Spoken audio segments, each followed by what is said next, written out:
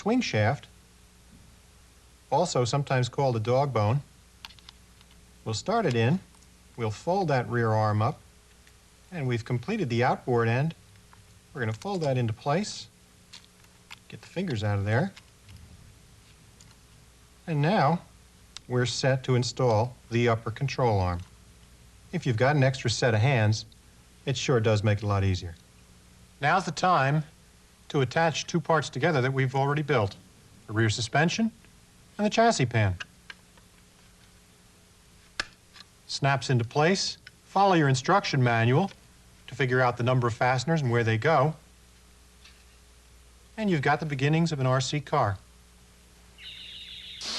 I can't smell nothing!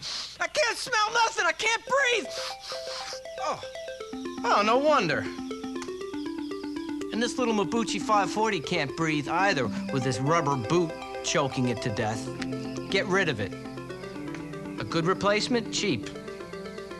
This foam cover keeps the dirt out and lets the air in. A cool motor is a fast motor.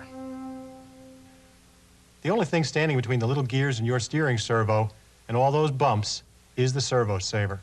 Let's take a look at the way it's held together. The only tricky part, really, is the alignment of this ring on top of the bottom piece.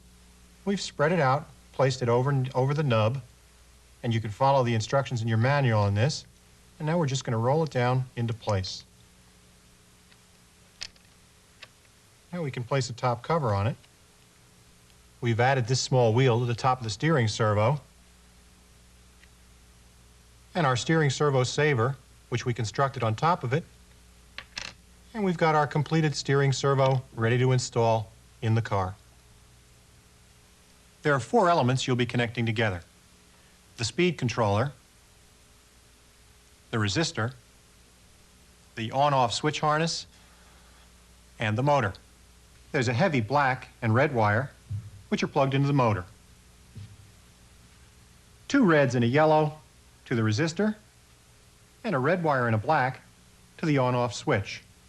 If you're using a BEC-equipped radio, chances are you'll be able to plug this plug right into the switch harness.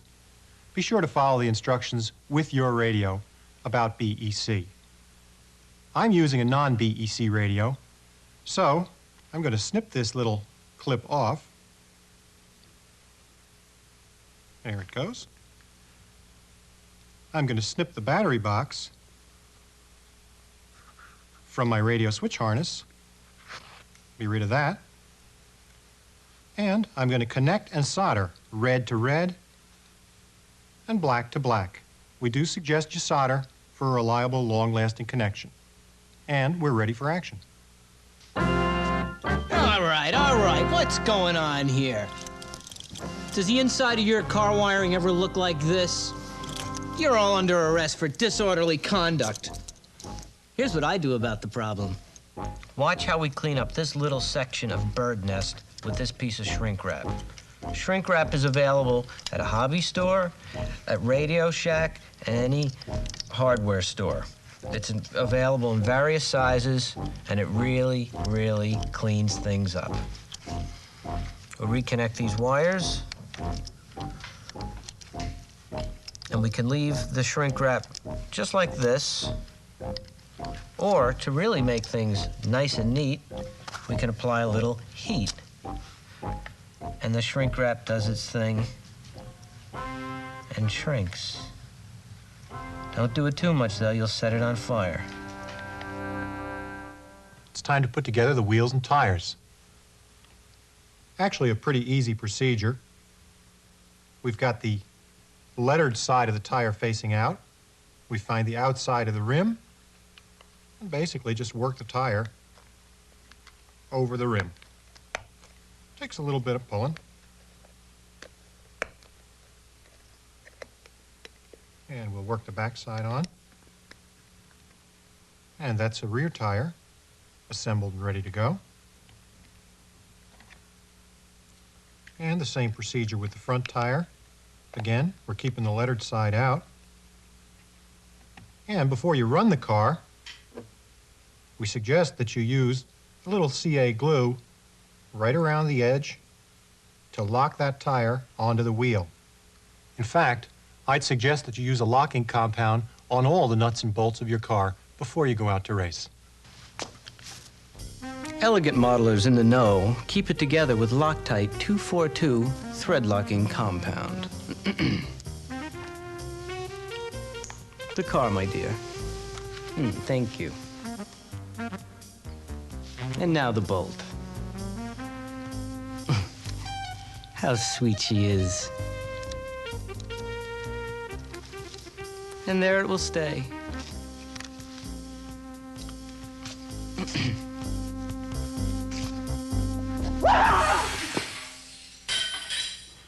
We're just about ready to head to the track. We've bolted all the sub-assemblies onto our chassis. Let's take a look over them right now. Speed control and the servo that runs it. Steering servo right next to it. Radio receiver. Resistor. We've hooked up one of the two wires to the motor.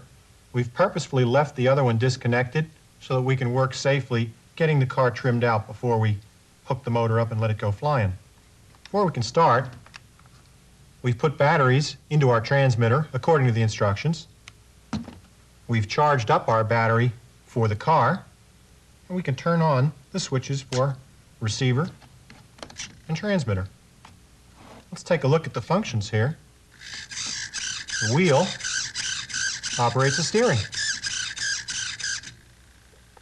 and the trigger moves the speed controller.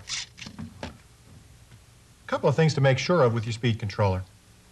Very, very important that the two contacts are in the center at a neutral position. In other words, when you're not triggering the transmitter. The trim control will allow you to move this in case it needs to be adjusted. There is the possibility you'll have to move the wheel on the servo to get it right. In addition, you do want to make sure that when you do trigger the throttle, you have motion that goes through the low, medium, and high-speed settings, and moving the other direction into the reverse area. Be sure to take a careful look at the instructions in the manual to set this up right.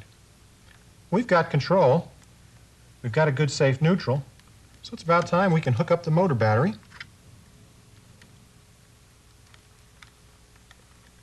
Let's pick it up in the air and see what happens. The wheels seem to spin. I think it's just about time. Off to the track we go.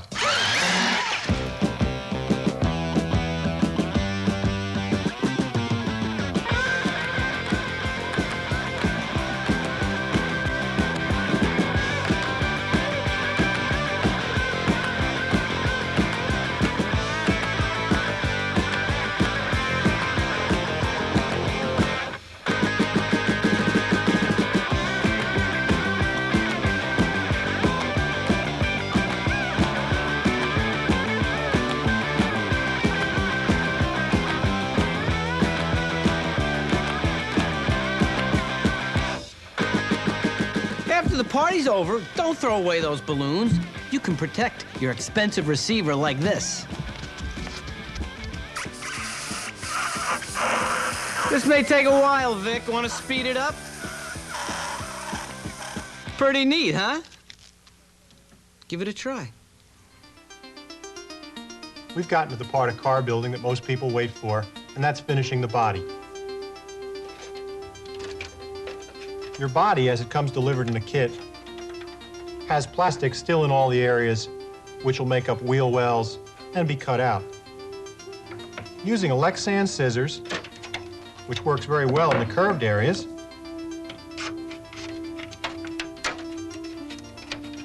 we'll trim out the wheel wells. You can snip a little bit at a time. If you look carefully, there is a line that runs all the way around the bottom edge of the body, and that's your trim line. So we'll carefully work our way up to there, and there's no need to take any giant chunks out. You can work a little bit at a time. The curved scissors allows you to get into those tighter spots. On the longer straight cuts,